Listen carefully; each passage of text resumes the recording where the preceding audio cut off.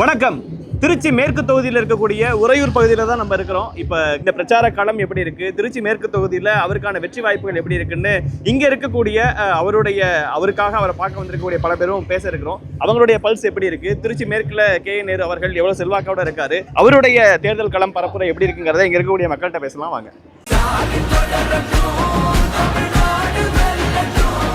முன்னணி market எக்ஸ்பர்ட்ஸுடன் enrich money investor awareness conclave April 25. டிக்கெட்டை இன்றே புக் செய்யுங்கள். வணக்கம் சார். திருச்சி மேற்கு தொகுதி கே.என். நேரு அவர்களோட தொகுதி எப்படி இருக்குன்னு நினைக்கிறீங்க? அவர் தான் ஜெயிப்பாரு, வேற மாற்றமே கிடையாது. திருச்சியில வேற ஒரு விஜய் அவர்கள்லாம் ஒரு ஆளே கிடையாது. என்ன எப்படி சொல்லிட்டீங்க? நம்ம ஆளு சிங்கம் அவர் கே.என். நேரு அவர்கள் சுயேட்சையா கூட ஜெயிப்பார். அந்த அளவுக்கு கெப்பாசிட்டி உள்ளவர். அவர் என்றும் திருச்சியில் சரித்திர நாயகனா தான் இருப்பார். ஓகே. விஜய்லாம் இந்த தொகுதிக்கு வந்தா அப்படியே 5000-10,000 பேர் கூட்டம் போடுறாங்கன்னு கூடுது. அதாவது விஜய்க்கு வர்றது 9 தொகுதியில வர 5000-10,000, இங்க அமைச்சருக்கு மட்டும் ஒரு 5000-10,000 பேர் இருக்கும். 9 தொகுதிக்கு வர 5000-10,000 நீங்க கணக்குல எடுத்துக்கூடாது. அது ஒரு மாயை. சினிமாவில் எப்படி நடிகரை போய் பார்க்க போறானோ அது மாதிரி எல்லாரும் போவான். ஆனா யாரும் ஓட்டு போட மாட்டாங்க. உங்க கூட்டத்தில் இருக்கக்கூடிய அதே உத்வேகம் அதிமுக வேட்பாளர் இருக்கக்கூடிய போதும் இதே மாதிரி உத்வேகம் இருக்காங்க. எங்க அதிமுக வேட்பாளர்? ஆமா, இது தானா சேர்ந்த கூட்டங்க. இது தானா சேர்ந்த கூட்டம். உங்க மீசெல்லாம் என்ன கே.என். நேரு சார் மாதிரியே இருக்கு? ஆமா, அவரோட ரோல் மாடல் தான். நல்ல லீடிங்ல வருவாங்க. ஒரு குறைவே 1.5 லட்சம் ஓட்டு வித்தியாசத்துல குறைவே கூடாது. ஓட்டு எதுவும் வேற பக்கம்லாம் பிரியலையா? வாய்ப்பே இல்ல. இந்த ஏரியாவுக்கு எங்க கிங் தாங்க, எங்க நேரு கிங் தான். அடுத்ததான் நமக்கான சட்டமன்ற உறுப்பினராய், நமக்கான அமைச்சராய், உங்களில் ஒருவராய், உங்கள் வீட்டு பிள்ளையாய், நீங்கள் இட்ட பணியை தட்டாமல் செய்யக்கூடிய மகத்தான அமைச்சர் அண்ணன் கே.என். நேரு அவர்கள் வந்து கொண்டிருக்கிறார்.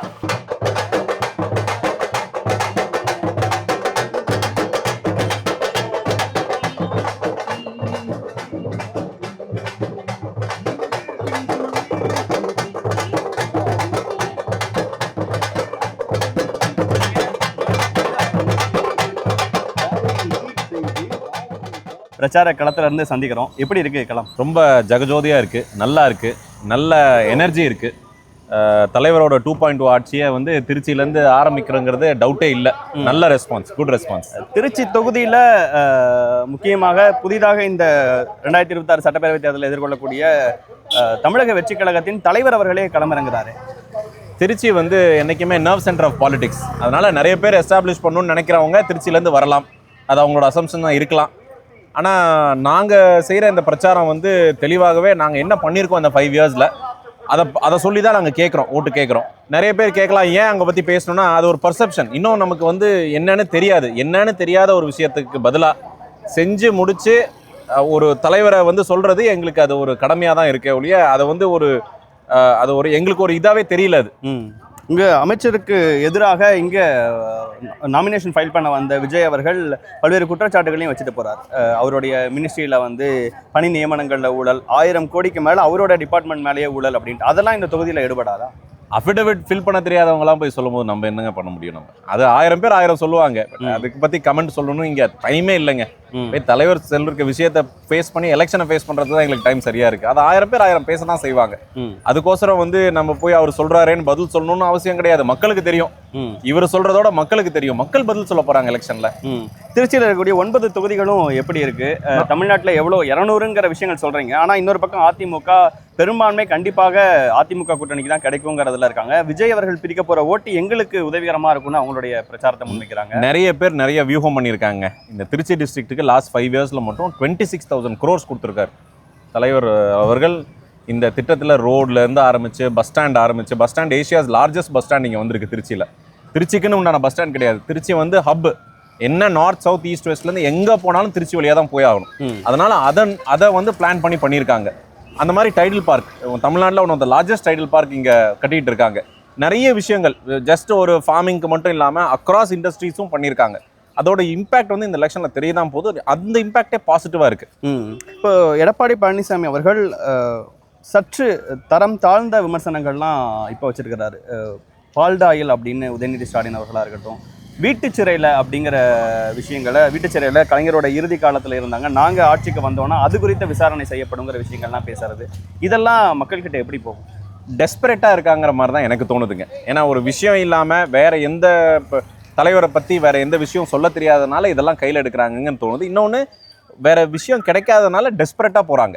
அந்த மாதிரி டெஸ்பரேட்டாக போகிறதுனால தவறு தான் நிறையா பண்ணுறதுக்கு நடக்கும். அது அவ்வளோ ஒரு சிஎம்மாக இருந்தவருக்குன்னு உண்டான அடையாளமே இல்லாமல் போயிடும் இந்த மாதிரி விஷயம் நடக்கிறதுனால. இப்போ மீண்டும் இந்த திருச்சி மேற்கு தொகுதியில் எவ்வளோ ஸ்ட்ராங்காக இருக்கீங்கிறதுனால ஏன் KN அவர்களை மீண்டும் இந்த தொகுதியில் நிற்கிறாங்க, ஏன்னா இளைஞர்களுக்கு வழிவிடலையே அப்படிங்கிற பிரச்சாரத்தையும் தாவேகா சார்பாக இங்கே பிரச்சாரத்தில் இருக்கக்கூடியவங்க செய்கிறாங்க. அதான் எலெக்ஷனை ஃபேஸ் பண்ணி ஜெயிக்கட்டும் சார், அதுக்கப்புறம் இளைஞர்கள் பற்றி பேசுவோம். ஏன் அப்போ இளைஞர்கள் மட்டும் பேசினாங்கன்னா கொங்கு ரீஜனில் நிறைய பேர்த்து 55 வயசுக்கு மேலே கொடுத்துருக்காங்க. என் டிவிக்கேல 55 வயசுக்கு மேலே இளைஞர்களா, இல்லை எங்களுக்கு 55 வயசு கீழே இருக்கவங்க பெரியவங்களா? அப்படிலாம் கிடையாது. மக்களுக்கு என்ன தேவையோ அதுதான் நாங்கள் வந்து போட முடியுமே ஒழிய, எங்கள் கட்சியோ இல்லை எந்த கட்சியாக இருந்தாலும் we are a reflection of the society. மக்கள் என்ன வேணும்னு நினைக்கிறாங்களோ அதை தான் நாங்கள் கொடுக்க முடியுமே ஒழிய, நாங்கள் நினைச்சதை மக்கள்கிட்ட கொடுத்து ஜெயிக்கிற காலம்லாம் கிடையாது. அதனால மக்கள் அதை எதிர்பார்க்குறாங்க, ஒரு எக்ஸ்பீரியன்ஸ்டான ஆளுங்க வேணும், இந்த ஒரு அனுபவம் மிக்க கஷ்ட நஷ்டங்களா பார்த்தவங்கள வேணும்னு நினைக்கிறாங்க. அதுதான் இந்த எலெக்ஷன்ல ரிசல்ட்டாகவும் தெரிய போகுது. இப்போ எலெக்ஷன்ஸ் நெருங்கும் போது, அதுக்கு முன்னாடி இன்டாக்ட் கூட்டணி நாங்கள் அப்படிங்கிறத தொடர்ந்து நீங்கள் சொல்லிட்டே இருந்தீங்க, ஒரு கொள்கை கூட்டணி. எலெக்ஷன்ஸ் நெருங்கும் போது கம்பேரிட்டிவ்லி ஒரு எட்ஜை வந்து டிஎம்கேவை தாண்டி ஏடிஎம்கே எடுத்துருச்சா?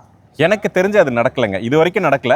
ஏன்னா நீங்களே பார்த்துருப்பீங்க, அவங்க கூட்டணி பேச்சு வந்து டெல்லியில் நடந்தது, எங்கள் கூட்டணி பேச்சு சென்னையில் நடந்தது. தமிழ்நாட்டுக்கு உண்டான கூட்டணி தமிழ்நாட்டில் நாங்கள் டிசைட் பண்ணணும். அது மாதிரி நிறைய கட்சிகள் இருந்தது, நிறைய பிரச்சனைகளும் இருந்தது, எல்லாத்தையும் சமாளித்து ஒரே கூட்டணியாக இங்கே நிற்கிறோம். அதனால் எங்கள் கூட்டணிக்கு உண்டான பலம் அதிகம் தான். அவங்க கம்பேர் பண்ணும்போது நாங்கள் நல்லா தான் இருக்கோம். நீங்கள் நாடாளுமன்ற உறுப்பினராகவும் தொடர்ந்து செயல்படுறவர், இந்த எலெக்ஷனே தமிழ்நாடா டெல்லியாங்கிற எலெக்ஷனு அப்படிங்கிற ஒரு பிரச்சாரத்தை டிஎம்கே முன்னெடுக்கிறீங்க. அது என்ன ஸ்ட்ராட்டஜி? அது சரியான ஸ்ட்ராட்டஜியா?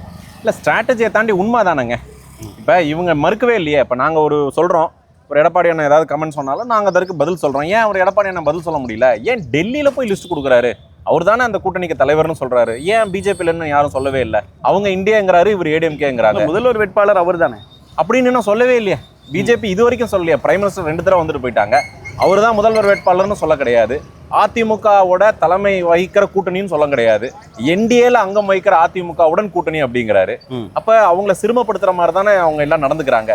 இன்ன வரைக்கும் அந்த ஒரு தெளிவு இல்லாம தான் இருக்கு அந்த கூட்டணி. இல்ல பாஜக எதிர்ப்புங்கிறதே தொடர்ந்து இவங்க பேசுறாங்க. இங்க தமிழ்நாட்டில் சட்டப்பேரவை தேர்தலில் வெற்றி பெற்றவங்க தமிழ்நாடு சார்ந்து பேச மாட்டாங்க.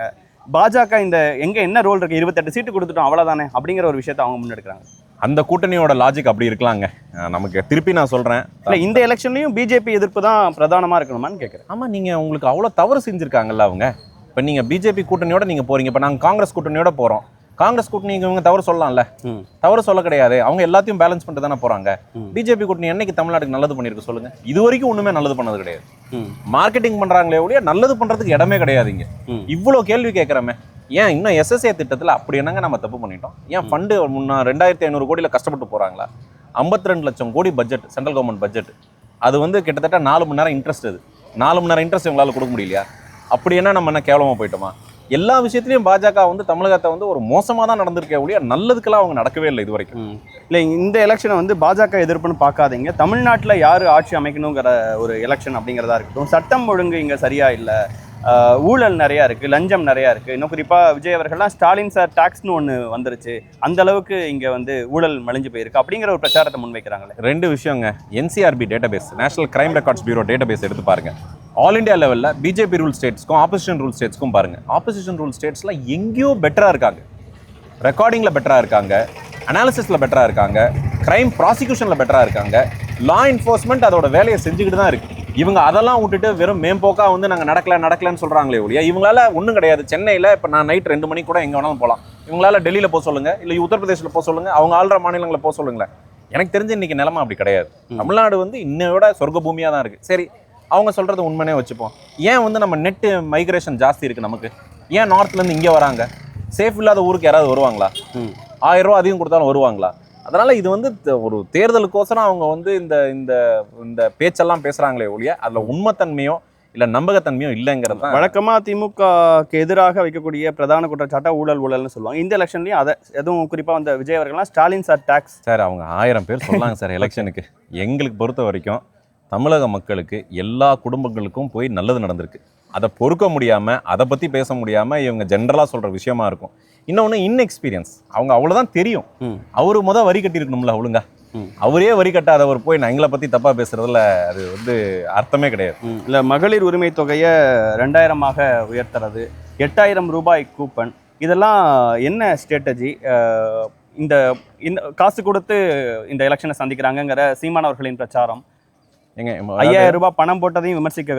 அதாவது ஒரு ஏசி ரூம்குள்ளார உட்காந்துட்டு யோசிக்கிறவங்க நிறைய பேர் அப்படி யோசிப்பாங்க. கிரவுண்ட் லெவலில் நீங்கள் கீழே பார்த்தீங்கன்னா நிறைய மக்களுக்கு உதவி தேவைப்படுது. அரசாங்கம் எதுக்கு இருக்குது? உதவி பண்ணுறதுக்கு தானே இருக்குது. ஏன்னா வெறும் டேக்ஸ் கலெக்ட் பண்ணி நான் உலகத்துலேயே இவ்வளோ அதிகமாக டேக்ஸ் கலெக்ட் பண்ணுறேன்னு சொல்கிறதுக்காக இருக்குது. இப்படி கிடையாது. நிறைய மக்களுக்கு கஷ்ட நஷ்டம் இருக்குது. அந்த கஷ்ட நஷ்டத்தை கொண்டு வரது பார்க்கணும். ரெண்டாவது, நீங்கள் இந்த 1000 ரூபா கொடுத்த திட்டம் அதை நீங்கள் இலவசமாக கொடுத்து அவங்க சும்மா வச்சிருக்கவே இருக்கும். ஏன் தமிழ்நாடு 11.3% வளர்ந்துருக்கு? இந்தியாவிலேயே அதிக growth ரேட். என்ன காரணம்னா பணம் ரொட்டேட் ஆகுது. அவங்களுக்கு மகளிருக்கு தேவையான அந்த கடன் வாங்காமல், வட்டிக்கு காசு வாங்காமல், கஷ்டப்படாமல் நல்ல விஷயங்களுக்கு உபயோகப்படுத்துகிறாங்க. அது திருப்பி அரசாங்கத்துக்கு 4 மாதத்தில் திருப்பி வந்துடுது. வரி வழியாகவோ இல்லை பணப்புழக்கம் வழியாகவோ திருப்பி வந்துடுது. இது ஸ்டாட்டிஸ்டிக்ஸாகவே நான் சொல்கிறேன். அவங்க வெரிஃபை பண்ணிட்டு கூட சொல்லட்டும் என்னோட ஸ்டாட்டிக்ஸ் படி. அது கஷ்டப்படுறவங்களுக்கு கொடுக்கறதுல தவறு கிடையாதுங்க. அதுதான் ஒரு ரூலரோட அழகே ஒழிய டாக்ஸ் கலெக்ட் பண்ணிட்டா உலகத்துல மக்கள்கிட்ட எடுபடும் நினைக்கிறேன். கண்டிப்பா இருக்கும் இல்லைங்க. கஷ்டப்படுறவங்க கண்டிப்பா வரும் இல்லைங்க. இது வரைக்கும் கிட்டத்தட்ட 12-13 தேர்தலில் வெற்றி பெற்றிருக்காங்க. ஏதாவது ஒரு தேர்தலாவது அதே 2000 அதிமுகவும் அறிவிக்கிறாங்க. வாஷிங் மிஷின் கொடுப்பாங்களான்னு நம்பிக்கை கிடையாது. ஃப்ரிட்ஜ்னு ஒரு விஷயத்தை அறிவிக்கிறாங்க. கொடுப்பாங்களான்னு நம்பிக்கை கிடையாது. இன்னும் செல்போன் கொடுக்க கிடையாது. அவங்க ஸ்கூட்டர் கொடுக்க கிடையாது. அனௌன்ஸ் பண்ண ஸ்கீம்ஸ்லயே அவங்க மேல நம்பிக்கை கிடையாது. தலைவர் மேல நம்பிக்கை என்னன்னா செஞ்சிருக்காரு, சொல்லாத விஷயமும் செஞ்சிருக்காரு. அந்த ட்ரஸ்ட் ஃபேக்டர் இருக்கு தலைவர் மேல, அதனால மக்கள் நம்புறாங்க. தொடர்ந்து திருச்சி களத்திலையும் பயணிச்சுட்டு இருக்கீங்க. நிறைவா ஏன் திமுக கூட்டணிக்கு வாக்களிக்கணும்னு உங்களுடைய பார்வை? மக்கள்கிட்ட நேரடியா ஒரு நிமிஷம். மக்களுக்கோசரம் தலைவர் அவர்கள் செய்திருக்க அந்த நல்ல திட்டங்களை அரசியல் தாண்டி அனைவருக்கும் முதல்வராக விளங்கியிருக்க எங்கள் ஸ்டாலின் சார் அவர்களுக்கு இந்த 2.0 ஆட்சியில் அந்த நல்ல திட்டங்களை வலுப்பெற வேண்டும். ஒன்று. இரண்டாவது, இந்த மேலாதிக்க அந்த நார்த்லேருந்து வர அந்த பிஜேபி சார்ந்த அந்த சக்தியை முறியடிக்க வேண்டும். நம்ம தமிழ் வழியை பாதுகாக்க வேண்டிய ஒரு மிக முக்கியமான ஒரு கட்டாயத்தில் இருக்கோம். அதனால் இந்த தேர்தல் என்பது நம்ம தமிழ் வழிக்கும் நம்மளோட வாழ்க்கை முறையை யார் சொன்னாலும் தமிழ் வழி செம்பலியே அப்படின்னு சொல்கிறதுக்கு உண்டான வாய்ப்பாக இருக்குன்னு சொல்லி உதயசூரன் சின்னத்துக்கும் எங்கள் கூட்டணி கட்சி சார்பாக அனைவருக்கும் வாக்களிக்க வேண்டும் என்று கேட்டுக்கொண்டு இந்த வாய்ப்புக்கு நன்றி கூறி தேங்க்யூ சார். பிரச்சாரத்தின் உள்ள உங்கள் நேரத்துக்கு கொடுத்ததுக்கு ரொம்ப நன்றி சார். தேங்க்யூ.